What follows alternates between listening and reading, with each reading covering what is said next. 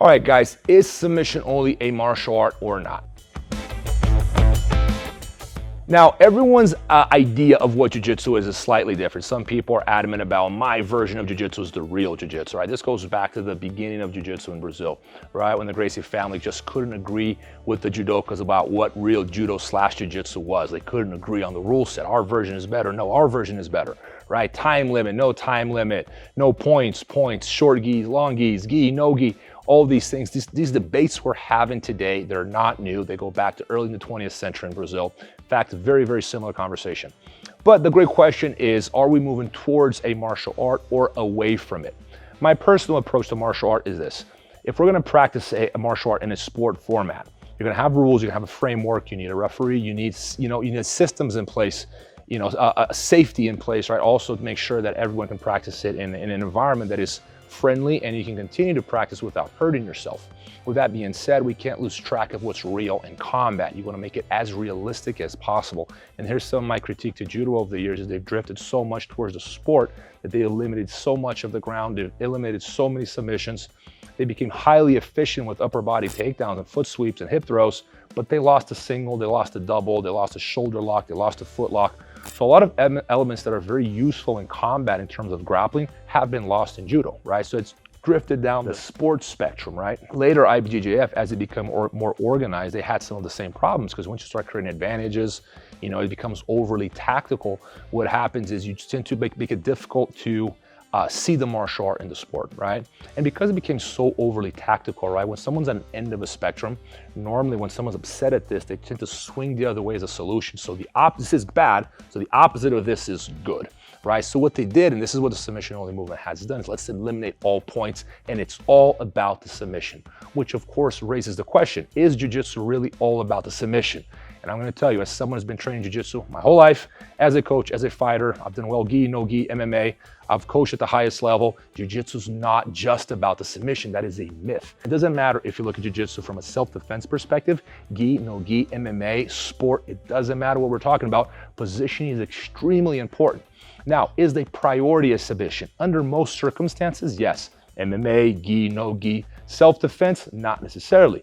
Arm barring someone in a real life situation might be a terrible idea, in fact, right? Same thing with a rear naked choke, depending on where you're at. So you gotta be careful with this idea that it's all about the submission. The other problem they've created is by eliminating all points, there's no incentive to take anyone down. There's no incentive to pass guard. There's no incentive to really sweep anyone because you're not gonna be rewarded for all that effort. Now, you gotta remember the point system is created to mimic a real life situation. So if I were on top of you in a real life situation, let's say an MMA fight, I would be in a dominant situation. Just watch MMA. The guy who's on top is winning 99% of the time. So that's why I am awarded points for it. Of course, you're not going to get points on the streets, but it is a reminder of the importance of controlling top position because those positions will be dominant in a fight. This is why you get 4 points per mount, because if I'm mounting someone, I can drop some serious elbows and punches, things you can't do if you let someone mount you, right? If you're on the bottom, you're just getting punched in the face. But under a rule set that does not reward positioning, what happens is, and this is something I called a long time ago, this is what's gonna happen because it's strategically, it's what makes sense, right? You're gonna be diving for submissions, whether it's a footlock or quick submissions. And if you fail, you're just gonna be flat on your back, let people hold you in side control, wait for them to make a mistake so you can put them back in guard. If you notice people that train specifically for submission only rules, they never go to turtle position because it makes no sense. If you go to turtle position, you're exposing the back, you're taking risk. Now, why would someone go to turtle position with a point system in place? Well, simple. You're preventing them from passing your guard. That's why you go to turtle position, or from sweeping you, or from taking you down, right? And you expose the back, you take some risk there. If you're flat on your back the whole time, you don't take that risk. No one's ever gonna take your back because you're flat on your back the whole time.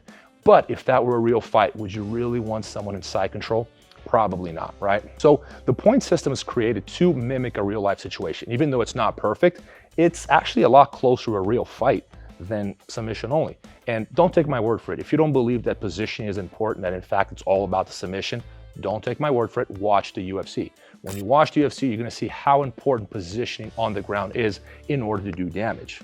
I don't have numbers here, but my suspicion is that there are more finishes with TKOs on the ground than actual submissions.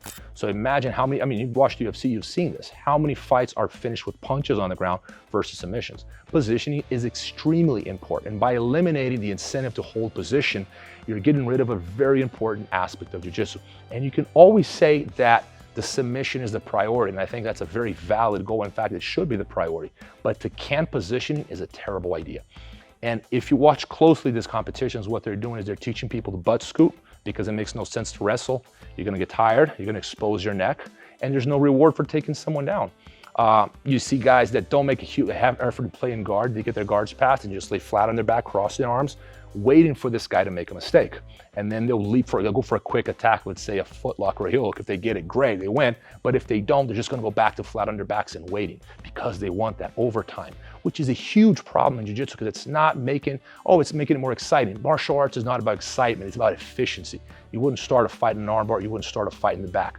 The whole point is not finishing an armbar, it is not finishing from the back, is learning how to get there so you can finish. That's the whole point.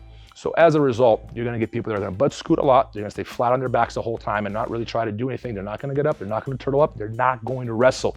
The wrestling, which is what's missing the most in jiu-jitsu, goes out the window in submission only because it makes no sense to wrestle. And to make matters worse, you get people that are gonna specialize at attacking the armbar, escaping the armbar, attacking the back, and escaping the back. This is not realistic if you don't actually learn how to get to the back. So, guys, long story short, the problem with this rule set, when you eliminate all points, is you're gonna have a generation of people that are not prepared to fight in the cage. They're not prepared to defend themselves because they don't know how to wrestle. They don't know how to fight for position. There's a reason why the point system was created. It's certainly not perfect, but it is closer to a real life situation. Once again, if jiu-jitsu were all about if entertainment were the primary concern here, we should be doing pro wrestling, not jiu-jitsu. That's not why we started training jiu-jitsu, is it? We started training jiu-jitsu because one time we saw Royce Gracie, this skinny guy in the gi, walk in UFC and make everyone tap. Big wrestlers, shoot fighters, kickboxers, you name it. This guy was making everyone tap. And it didn't necessarily have to be pretty. It wasn't as fancy as Hollywood kicks. In fact, what Van Damme was doing was far more exciting. Pro wrestling is far more exciting if you're talking about entertainment. But if you're talking about efficiency, we have to stick to what works. And in a real fight, position is crucial. We should never get rid of it. Guys, if you like the video, whether you agree or disagree, leave your comment.